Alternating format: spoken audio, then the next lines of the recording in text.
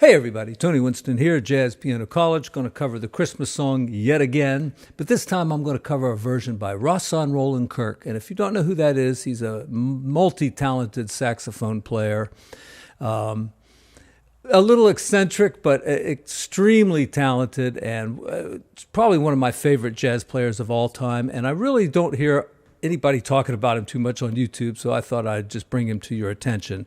So we're going to cover the Christmas song, and it's on his album Kirkatron, which of course I'm listening to on YouTube. But I do actually have the physical album, and I believe it's a later album. He may have had some health problems at this point because he's only playing one saxophone at a time, and he's capable of playing like three at a time. So pretty amazing guy. And, this is just a kind of a good demonstration to show a couple of things. One, that, even some of the most eccentric and outside jazz players are capable of playing very inside and playing, kind of what we call straight jazz, or, not taking things so far out that listeners don't know what's going on. Another good artist to compare him to would be Pablo Picasso, all his crazy paintings from his later periods and everything. But you look at stuff he did in his early 20s, and it's just, beautiful line drawings and, extremely talented stuff. So what I'm saying is that, it's good to know the basics, no matter what you plan on doing with your music or your art. It's good to know the basics. And so we're going to cover some of the basics here.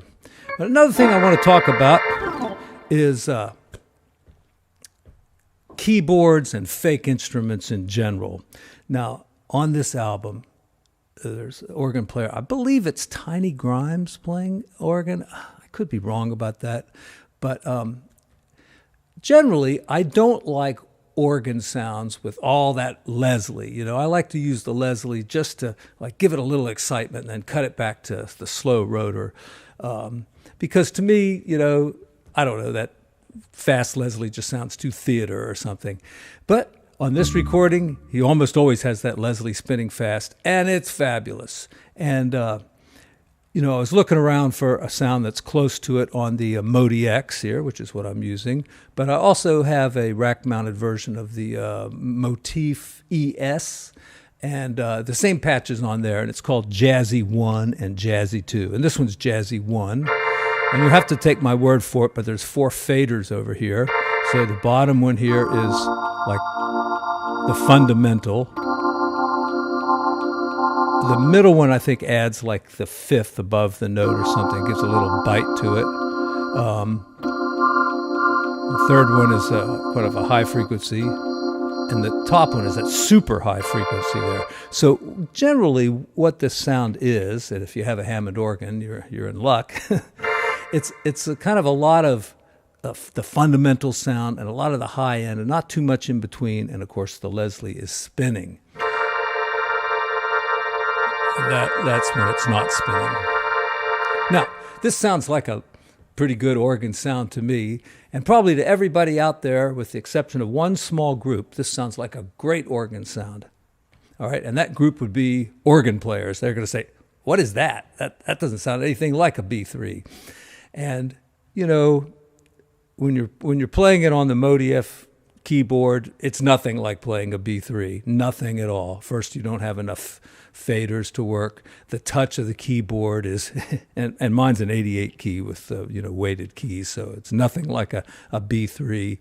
And then just the actual sound of a Leslie in the room with the sound swirling around, there's no way to reproduce that. I mean, even when you hear a great B3 on a record, which is an actual B3, it's nothing like being in the same room as an organ player with that Leslie or 2 Leslies, doing their thing. All right. So, fake instruments. There's some great guitar patches on this keyboard, and they sound really good to everybody except for one group: guitar players. I played one of those patches the other day. It was in a song, it was in the mix, and Rick says to me, "What is that?"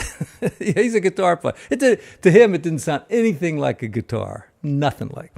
Drums.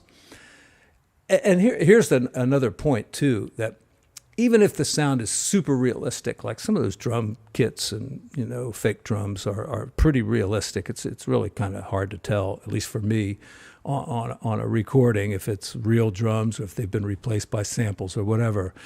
But when a drummer plays a real kit or plays one of those plastic and rubber kits, believe me, it's not the same. I don't care how great the sound is, how good the sounds are in your headphones.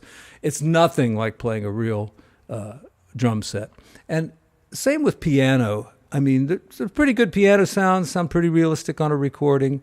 But when you're out on a gig, and this is one of the reasons why I really started to dislike gigging and eventually just stopped doing it altogether, because everybody else is playing their real instrument. The guitar player, electric guitar, that's a real instrument, and it's half of an instrument. The amp is the other half. And I mean, those two things make up a great instrument.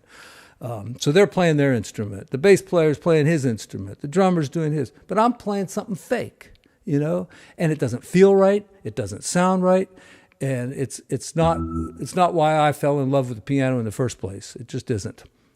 I mean, I can get by with it, but it's not inspiring to me. All right, let's get to the song.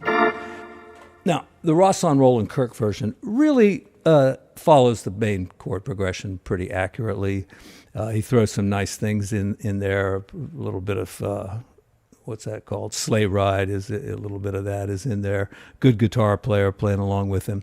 I believe the bass player is the organ player's foot. All right, so that's another thing too about playing the organ is if you play the foot pedals or even just left-hand bass, then you're really in control of the harmonic structure, right? Because you know the bass note, you know the chord, and you can go all kinds of places. And I believe what the organ player does on this song. So we've got, and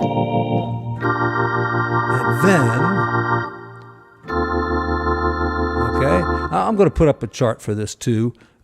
Just a handwritten thing that I just scratched out real quickly. Not much to it really, but it sounds like this to me. It's really hard to hear, but all right, so going from like a F chord over an E flat, and maybe this is a passing chord, and then on to there, and then kind of like a suspension, and then this is a great reharm right here. All right, A flat. I see, and I just use my pedal. Organ players can't do that, I could hold that down with a pedal, and then anyway.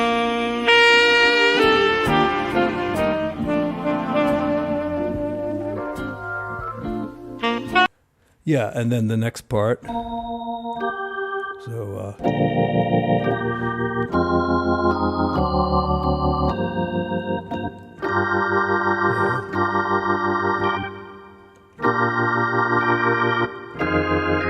it's kind of like F minor to D7 to G.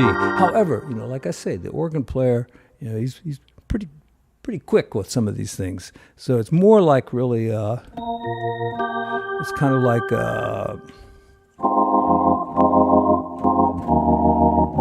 you hear him go through that E flat, and it might be a little E flat minor, and that's a real typical kind of reharm. I can't tell you what rule that follows, but and then it's like a D7, which is an altered chord here. Right, just like the A flat we played a minute ago, but now with D on the bass. The A flat we would consider to be unaltered, and the D we would consider to be altered. All right, because if you analyze what the flats and the ninths and the 13ths are, the altered chord, they're going to be altered ninths or altered 13ths. Flat 13, flat 9, whatever.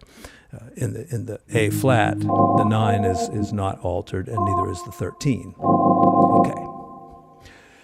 Let's see what else we got here.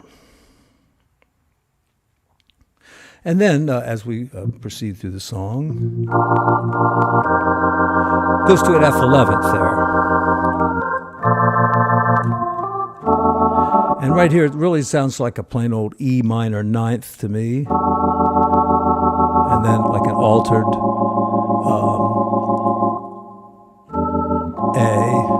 And then, and this is the tricky part of the song. Let me just say this too. for musicians out there that are playing like what I would call, a standard kind of a gig, and they hardly exist anymore. So I don't know if this is going to be any use to anybody, but a lot of times, you're working with a singer and it's Christmas time and you haven't really rehearsed these songs, and the singer wants to do this song in the key of B flat or wants to do it in the key of F or E flat or some key that you haven't played it in before. This is a tricky song to get through, but if you remember a couple of things about this little section here, it won't be so hard. So going through it again. All right, so if you're in the key of B flat, what are the most common minor 7 flat 5 chords that you're going to run into? Well, one of them is going to be a tritone away, like the E minor 7 flat 5, okay? Now, like I said, this one's just a plain old E minor 7, but it's a tritone away from B flat. So this is how you kind of get started in all the verses. But in this tricky one, you just follow the cycle of fifths and end up on D. Then up a half step for another 2-5-1. Then down a half step for the last 2-5-1 that gets us into B flat. It is a B flat 2-5-1, so C, F, and like that. Now, if you fuck up and you go up a half step, and then you go up another half step because it kind of sounds right, you could quickly fix your mistake by going around the cycle of fifths. Okay? But the way I hear it most of the time is you go down that half a step, so you just have a simple 2-5-1 there. Crazy that I'm using this sound for a piano tutorial. And my channel goes out to piano players primarily. I'm always happy when guitar players or other players, bass players, check in with me and use these videos. So I appreciate that. The second verse, pretty much the same, except it doesn't go through all that crazy stuff. Right? Just go right to that 2-5-1 in B flat.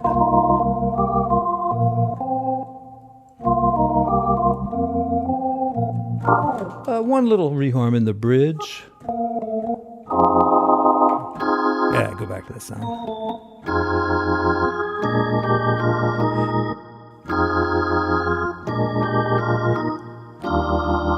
Another real typical way, though, that's done very often is just go to the 1 chord there. And I'm saying the 1 chord now in the bridge because we're kind of in the key of E flat here.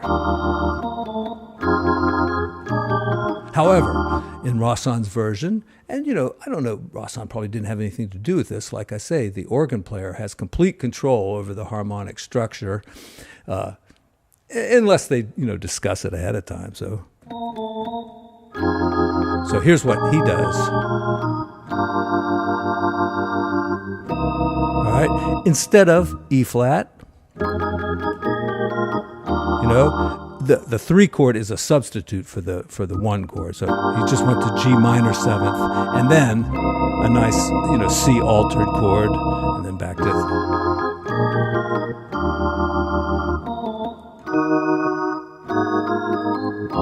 And the way this keyboard's divided up, sometimes, I put my hand on a chord, and it just doesn't sound right. So, I'm not really an organ player. All right, then just continue on.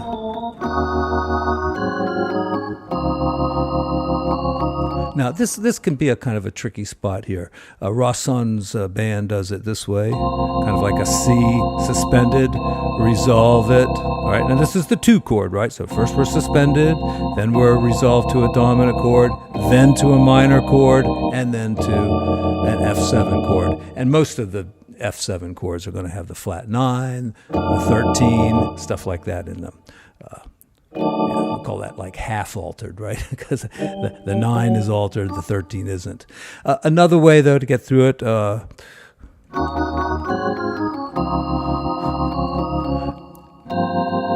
right, it's just like the C. Make it a G minor going to C7th. All right, basically the same chord. And then minor. And even another way is the tritone from C, F sharp, and then suspend the F7, which is like a C minor chord, right? And then like that. Okay, you know, I think a lot of these hints, I mean, I would imagine people that could really use this information probably already know this kind of thing. They know how to analyze the song and how to transpose it into different keys. But, you know, if you're an up-and-coming musician and you want to learn the basics, even though, you know, there's less and less chance, I think, to use them out there on what we call standard gigs, you know, maybe you're putting together a band that's, you know, going to play a lot of, you know, standard songs and kind of ignore the, you know, the last 20 years or so of popular music and, you know, play the Great American Songbook and that kind of thing. There's still, you know, lots of groups that do that and lots of calls for that. So hopefully this video will be useful to you. And before we go, let's just listen to the ending of Rahsaan Roland Kirk's great recording here. Let's see. Hopefully this won't hurt the copyright thing. So that's the, like the very end of Sleigh Ride. So it just shows you that, you know, Rahsaan Roland Kirk, as wild as he is, as amazing as he is, he knows Leroy Anderson's Sleigh Ride, like the orchestral version. He knows it in his head, right? I skipped over it.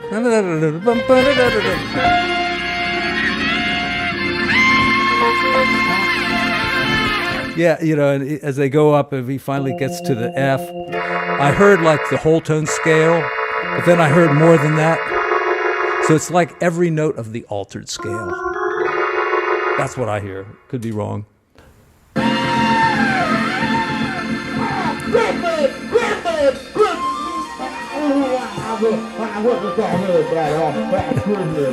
All right. Thank you, Rahsaan.